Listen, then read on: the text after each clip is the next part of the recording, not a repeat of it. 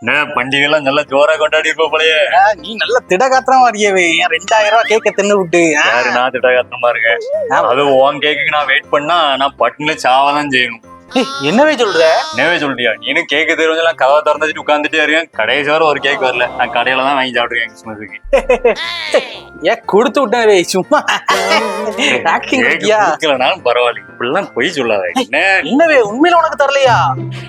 அண்ணா கேக்குக்கு நான் என்ன பஞ்சத்திலேயே இருக்கேன். என் மவன்ட்ட கொடுத்து விட்டேன்டே. என்ன எப்படி இருக்க? வாடே வாடே வாடே. எப்படி இருந்துச்சு நம்ம 2000 ரூபாய் கேக்கு? கேக்குங்க என்ன கேக்கு? என்னடே சொல்றிய 2 பேரும்? நல்ல கேள்வி. என் மவன்ட்ட கொடுத்து விட்டேன்டே.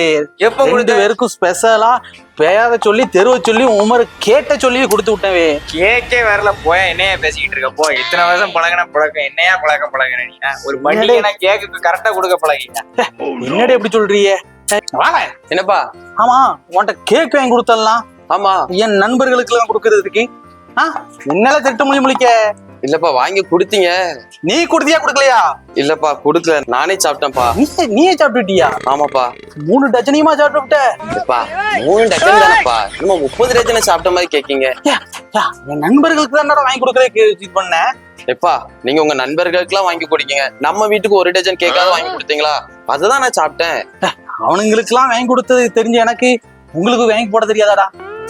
நீ கேட்ட என் உயிரே கொடுப்பேன். கேக் வாங்கி தர மாட்டேனாடா? 3 டஜனையும் தின்னு போட்டியா? கொடுக்கறனடா சொன்ன உன்ட்ட. எப்பா இதுக்குதான் நான் அன்னைக்கு அப்பா அப்பா அப்பான்னு கூப்பிட்டேன். நீங்க எனக்கு கண்டுக்கிடவே இல்லை தெரியுமா? கண்டுக்கிட எல்லாத்தையும் தின்னு அழுத்தியா கம்படி. எப்பா எப்பா எப்பா வேண்டாம்ப்பா.